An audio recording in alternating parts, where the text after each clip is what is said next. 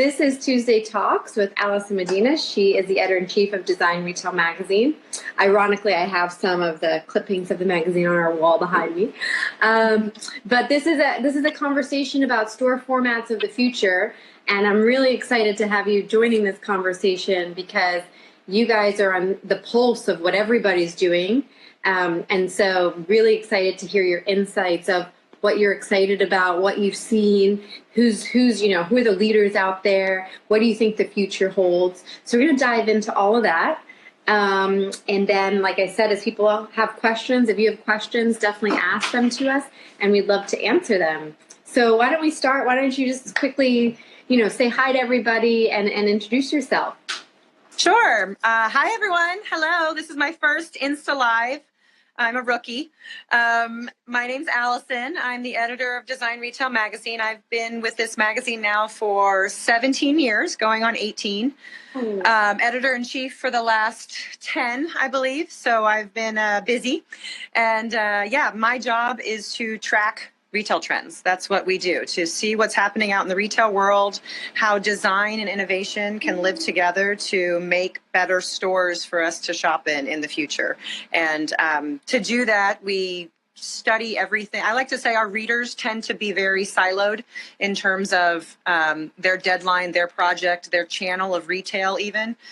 We like to have the 360-degree overarching view of what's going on in retail right now to kind of help guide that typical designer, that typical brand manager, that typical person who is laying out a store to know what's happening in the overarching retail story so they can plan an effective store for today's customer. Great. Well, we all read that here at the Lioness Group. So we love seeing what you guys cover and what you're talking about. And it's a great resource for us as well. So I'm excited to dive in. And I guess some of the questions, you might have multiple answers, but let me see. I'm going to start with, for this year, for 2018, what are some of the most intriguing store formats that you've seen kind of roll out this year? So I thought about this question, and it happens that two of them that are my favorites were cover stories for us, because when you're looking for a cover story, you want to find something intriguing, something very current. When I use the word trend, it's so common for people to say trendy. It's trendy, like it's going to be out of style soon. But trend really means it's just an occurrence that's happening over and over again, enough to be of note, right? So I would say the first one of note, this was our cover story in August. I don't know if you can see here. Design Retail is probably backwards. But this was the story called Fluid, which is a store in New York. It's a one-off store. It's not a big chain as we tend to cover in the magazine. But Fluid is the first gender-neutral retail store that's really come out publicly declaring themselves as so. So there are no boys' clothes, there are no girls' clothes, there's just clothes, and whoever wants to shop there can shop there and feel free to do so without any judgment or anything to worry about. It's a community center, it's a hub. And what I love about this space is that, like I just said, it's not just a place to come and buy stuff. It's a place to come and be part of a movement, to be part of a community that you might not be able to find in other places. And for retail to be a centerpiece of that, I think is such an empowering moment for those of us who study stores, that retail can be a centerpiece for that, I think is something of note. Another project that we just covered in October, our October cover story here, you can see, this is the Nike Live store that opened in Melrose in LA. And Nike's done a lot of innovative store designs here. What I find intriguing about this one is they built the store to mimic the functionality of their app. So everything that you would get on an app in terms of real-time merchandising, real-time product info, real-time everything translates to the store, including the merchandise that is on the mannequin. So they have artificial intelligence breaking down numbers nonstop so that the shoes, the sweatshirt, the running pants on the mannequin in the store are the products that are selling in that market in real time. It's not a guess. It's real data informing the merchandising decisions in the store. So looking at merchandising in a totally different way. Sure. Right? Yes. We used to just hire merchants who were pretty good at guessing, right? Now we can actually use real-time data pulled from the Nike app, pulled from Nike online, pulled from actual purchases in that store, so that product in the store is geared specifically for how that market is buying. And I think those kind of using data like that in a store is really going to flip on its head how we build stores of the future. I completely agree. It makes me think a little bit too. That's the big conversation around, Amazon's 4-star store. People talk about their stores not necessarily being the most beautifully designed, because that's not their thing, but they're smart, and it's smart merchandising and relevant merchandising. And if you probably go into that store, it's going to be so relevant to this zip code, because they have all the data around what are people searching for in this area, and those are the products that should be in the store. Think about, so I'm going to use Target as an example. I'm a Target shopper. I had to buy a patio rug a few weeks ago from Target. So, I searched online. I ended up making a purchase of a patio rug. For the next month, every email I got from Target was about patio rugs, patio furniture, patio lighting, patio lanterns, anything related to patio. This hyper personalization, because of that data, is feeding stuff to me that might be intriguing to me as a buyer because of my recent purchase history. If you can take that same approach into the physical space and know your shopper to that level, to know what they might be looking for, that I might be buying dog food because I have a dog and I come in about this time every month or so, that's the kind of smart retail that we're going to see in the future. It's not just going to be emails and websites. It's going to be the store recognizing you as a loyal shopper when you walk in. For sure. And for the Nike store, they're constantly refreshing merchandise based on how they're learning, right? So the store Absolutely is an intelligent store, in that it's reconfiguring the floor, re-merchandising based on real data, which is it's much better than guessing what your customer is going to want. Even the back office, right? So I need a size 10 in this one pair. They know they don't have it in this store, but there's 9 other Nike stores in the local area that they can source and get it to you within 2 hours. So just knowing exactly where your merchandise is at all points is a problem a lot of retailers would like to solve right now, right? I mean, I think out of stocks is a huge issue for retail, and that's something that can be addressed with these kind of underlying technology platforms that are out there today. Yeah. So on that note, what do you think that retailers and brands are prioritizing when it comes to technology investments for their in-store experiences? That's a good question. I think that there's a lot of throwing the spaghetti on the wall and seeing what sticks right now. I think the most effective technology spend right now is not necessarily the fun stuff that you're seeing in store. It's not necessarily those immersive, engaging things that we think is where the technology money is going. It's the back of house, really. It's how do you get all of your underlayment working, the foundation working, so that you can employ those in-store technology applications. I like to always joke around that song, I got 99 problems. I got 99 problems, but RFID doesn't sound like it's one. But RFID is one I think that is starting to pick up. Yeah. Because if you can get everything RFID chipped, you can do a lot in terms of knowing where product is and where it's been, where it needs to go. So I think there's some of that being tested. We already know Macy's and Levi's and some big brands have gone 100% RFID. But it's things like employing artificial intelligence, using the data you already have and being able to break it down into real-time strategy versus just collecting it and never doing anything with it. I think that's where a lot of the tech spend is happening right now. And then we're moving into, of course, the AR and VR and, ways that we can employ technology in the store to create a better experience for the customer. And then I also think, and I might be addressing this later in a question, but paying attention to payment, how people pay for things in your store is fundamentally changing right now because it has to.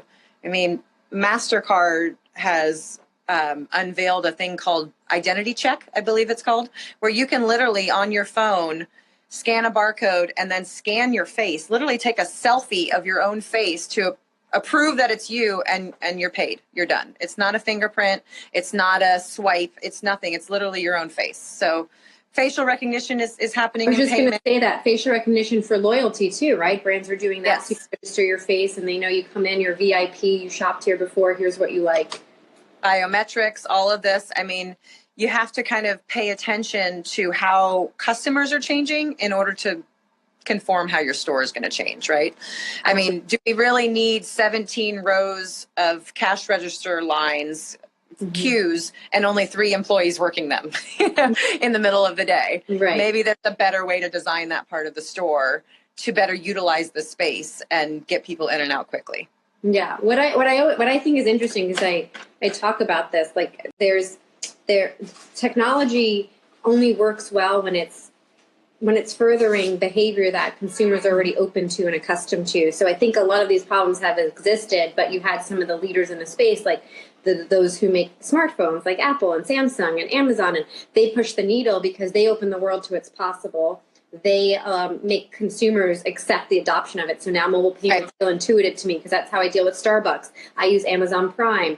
I use all of these things. So now I think retail and brands can actually incorporate that into stores because I've already been conditioned to this can work this way. And now I expect it to work this way. And I want everything to be as fluid as possible. So now it's kind of like become the onus of the retailers to make that happen, or else I'm kind of disappointed. Right. I mean, we're in a world now where people are paying each other through Venmo and Square and PayPal and these kind of Apple Pay. These kind of payment systems are changing how we, send and receive money.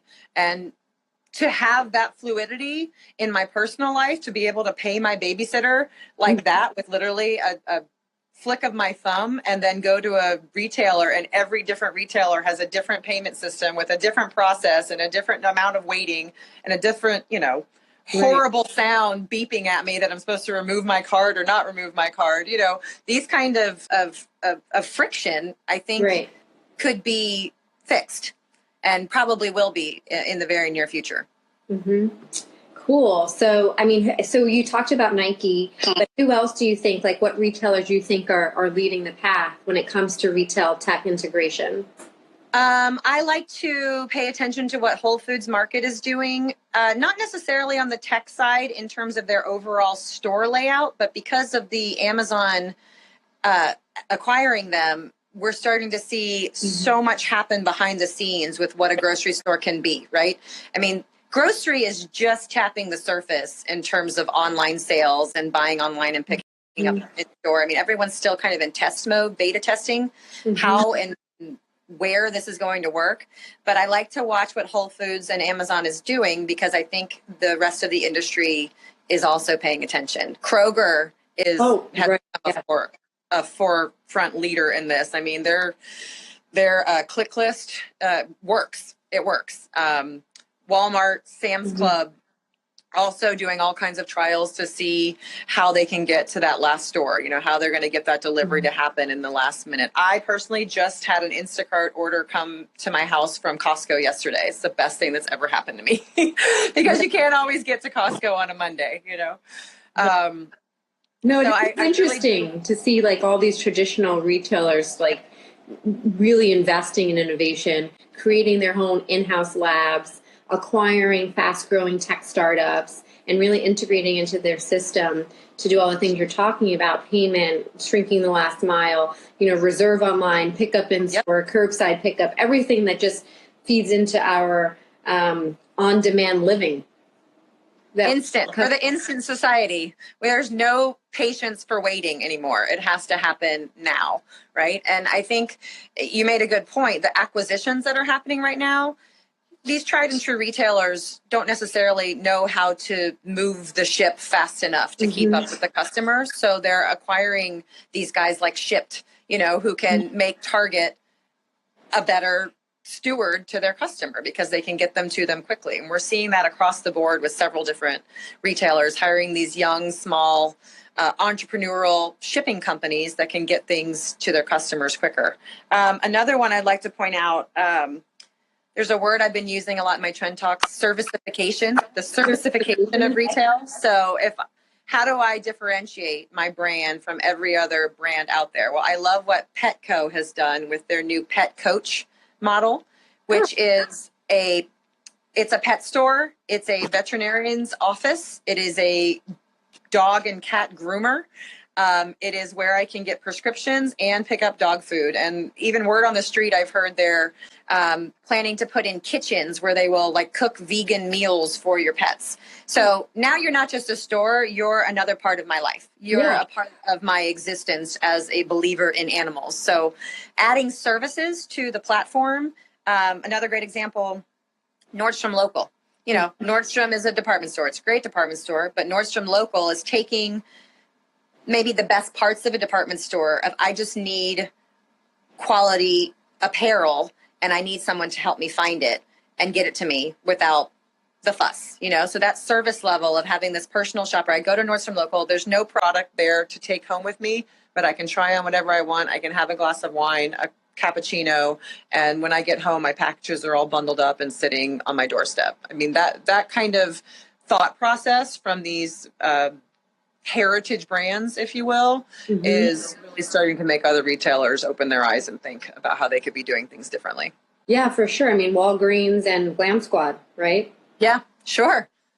Who would have thought that? And Aetna. I mean, what's going on with the healthcare industry and retail partnering up? Absolutely. There's so many interesting collaborations happening that are making us view retail in a different way. I mean, even down to what is a shopping center anymore. And we're seeing some of these lifestyle centers really hit even age-specific demographics. In China and Japan, it's happening already where they'll have entire senior centers that are completely geared toward the clientele that lives in the area. So I can get my yoga in the morning. I can have my geriatric lawyer present to help me with my, retirement planning, and everything there is geared toward me because that's the kind of retail we want to be today. It's all self-serving, serving to me, the customer. Yeah, and the more they invest in tech and understand that hyper personalization, the more that they can curate these environments. And I think curation, services, community building, all of that is so. It's not a maybe we'll incorporate. It's like you have to these days. That's what really differentiates your brand. And the more that you can build community around your environment, it's not just about them buying a product from you. It's really understanding the bigger message, the bigger impact you're having in their life as a whole, that you're going to develop a stronger relationship with your customers. Absolutely. So one other thing too, because Retail Design Magazine, I mean, it's in addition to technology integration and services and community, I think just aspirational design has become so much more important as well. Right? It's not just putting products on a shelf. It's not just about creating those one-off Instagrammable moments. It's really about creating these really purposeful and beautiful environments that you want to be inspired by and spend your time in. So in that aspect, what brands or retailers do you think are leading the way for innovative design? Well, I always credit Samsung for their store they did in New York, the Samsung 87, which has no products for sale. It's literally built to be an experiential homage to the brand, to come in contact with the brand in a new way. That store, I think, did a lot for people thinking about what a store could be. Cadillac House in New York, which is, again, just kind of a lounge for people who are into Cadillacs to come and be. I think we're seeing an emergence of a reemergence, I should say, of beautiful architecture used in store design. I mean, any RH store, Restoration Hardware. Love Restoration Hardware. I know. They're just castles. I mean, they're gorgeous, and they're places you just want to be. Whether you're in the market to redecorate your home or not, you just want to be there because they make you there. It's true. So many retailers playing around with the integration of adding a coffee shop or adding, a wine bar, just little moments that create rest and peace in a time where things are not restful or peaceful. I think goes a long way at the end of the day. I love the new Gucci store in Soho, which is such a fun, just design immersive space. There's not a lot of technology in there. It's not about being more than just a beautiful Gucci store that is very current, uses a lot of pattern, and just really owns the brand. And I think if you know who you are as a brand and you know who your customer is, that should not be the hardest task to figure out. You have to know your brand and create a brand house for it. That's really the designer's goal. For sure, and I think brands have started to do a really great job, right, with understanding that with e-commerce, like visuals, investing in photography, and taking time with the right fonts and imagery and all of that. And the physical manifestation of that is so important. Sure. So to making sure that, to your point, like infusing that into physical, it's something that takes time and can't be overlooked. And when done well, I think consumers are really excited for that and to be able to step into that environment physically. And then I mean, a great example too is someone like REI, which has been repurposing these historic buildings and creating these amazing retail stores inside that completely center in with the mantra of the company, which is environmental stewardness. So they tell the story of where they repurpose things and how they found this wall buried behind another wall, and they tell the story to the customer within the space so that you understand kind of what happened here, which I think is such a beautiful thing. And they're not the only brand doing that. I mean, that's happening all over the place. But you see these photos of these libraries in Asia that just look like these temples, these beautiful spaces. And, you know, retail can be that. I think retail can be that destination space. Again, I think for the last couple of decades, there's been a lot of a race to the middle and trying to be appropriate for all instead of appropriate for select lifestyles or mindsets. And I think retail is taking big steps right now to steal your word, find their purpose. So brands don't, let's take the Colin Kaepernick example, right? Like Nike decided this is what we stand for and you stand with us or you don't, but this is who we are. And, you know, some people thought that would hurt them, but their stock went right back up, didn't it? So it's a matter of figuring out who your brand is and who your customers are, and standing for something is now okay. It's not. I think people appreciate that. They want transparency. They want authenticity. Absolutely. They want to know you stand for something. And yeah, in the past, I think, you know, it was a little faux pas for brands to do it. Now I think it's appreciated for sure. And then you can reflect every part of that in your store design. I mean, every part of what you build after that can be part of that, you know, ethos of the brand. For sure. So let's see. I'm going through some of the questions, and anybody else have questions, please type them in. But I'm just going through a few that I had because it's been such a great conversation. But okay, so we've talked about some of the people we're loving right now. What do you think are the 3 of the most important things a retailer should consider when planning a successful store today? Okay, so the first I kind of already touched on. It's thinking about how people pay. You have to think about how you want the final experience of that customer to end before they walk out of your store, because the days of waiting in long, Target just announced they're going to have mobile pay in all of their stores for holiday because they don't want their customers waiting in line. We all know holiday shopping equals waiting in line, right? So how you can make the physical store experience as easy as an online checkout if I'm sitting at home on my couch. So that's a big challenge I think retailers have to pay attention to. Thinking about the difference between buying and shopping, right? Buying and shopping are 2 very different things in today's climate. Buying is quick, fast. I need it effective. I need to be able to pick it up in my car in the parking lot, or you deliver it to my house. It's fast. It's my dog food. It's my laundry detergent. Just get it to me. Whoever can get it to me the fastest, I don't care what I have to pay. That's buying today, right? Yeah, it's a transactional moment. Fast retail, transactional only. Then there's shopping. I want to experience your brand because your brand helps me define myself by wearing your brand, by, you know, wearing my Apple Watch, by wearing my Prada eyeglasses, by wearing whatever it is. Thank you.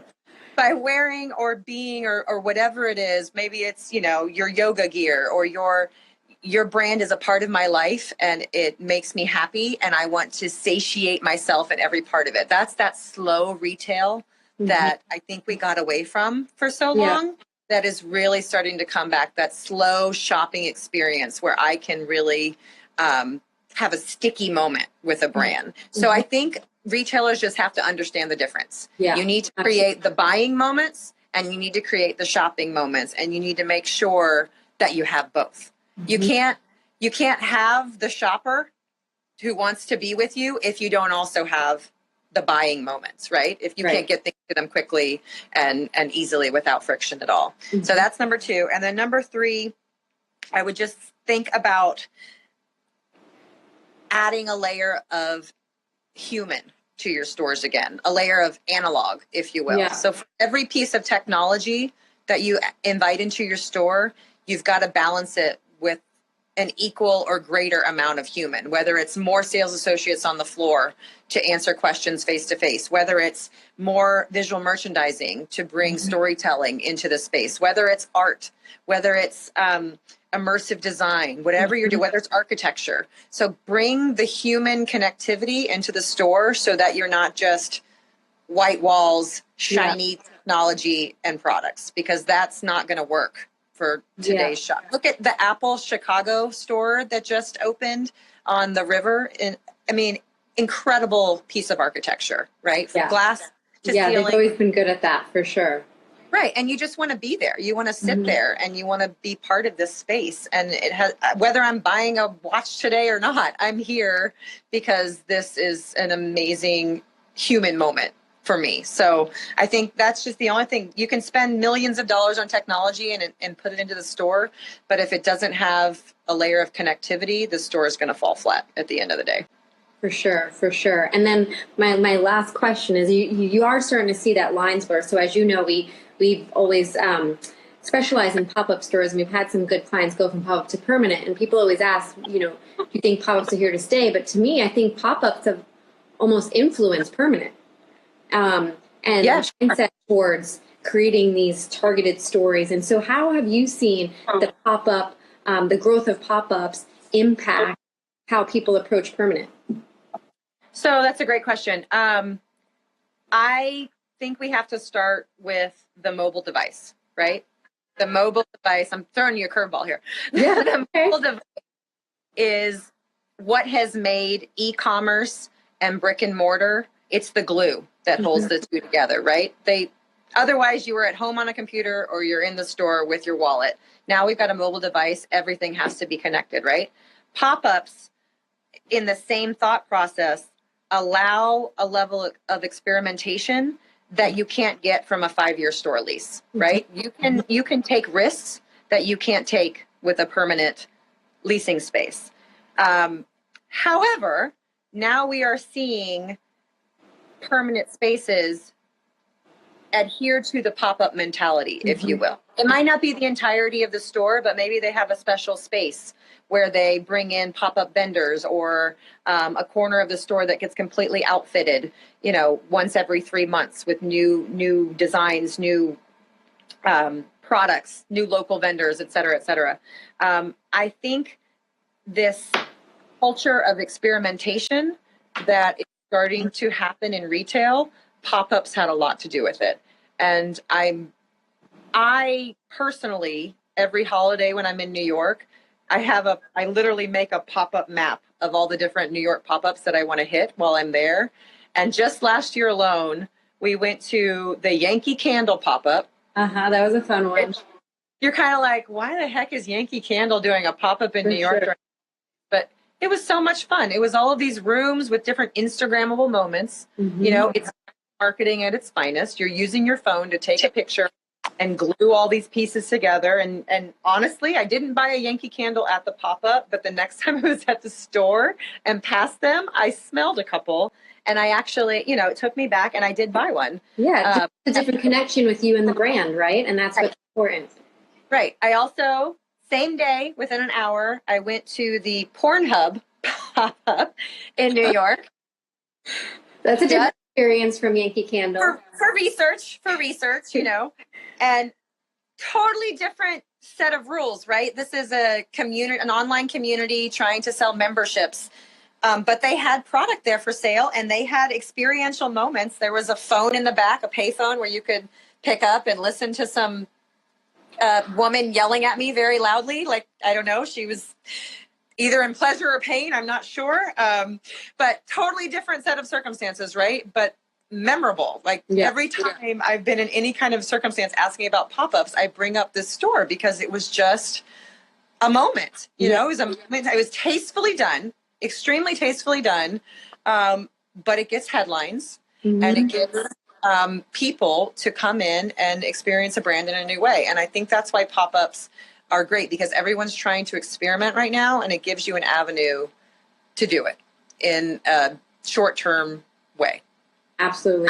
And to your point on the Pornhub experience, it opens mind share, right? And that's kind of, that's an important goal. This was great. I love all my conversations, but I have to say this is one of my favorites because I feel like you gave me so much information. And I'm excited for us to share this. And, you know, next time you're coming to New York, definitely shoot me an email too, because I would be happy to help contribute to your pop-up map list, especially for the holidays. Always a busy time here in New York for pop-up stores. And I'll be there the week of December. We do the holiday window around Manhattan, so I'll be there the first week of December. Okay, I'll send you a few addresses that you can swing by.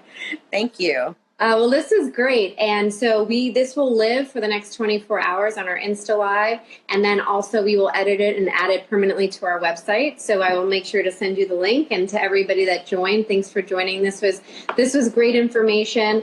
And, you know, the bar is high when it comes to physical retail. So make sure that you guys are investing in the important areas. If you have the budget for certain technologies, but even if you don't, there's ways that you can be crafty around that. Really make sure that you're telling your story, you're thinking of ways to build community. If there's applicable services, keep that in mind as well. And making sure you have that balance, as Alison said, of some people want to buy and some people want to shop. And make sure you're giving them both. But this is another great Tuesday Talks. Thanks again for joining us, and we'll see you guys again soon.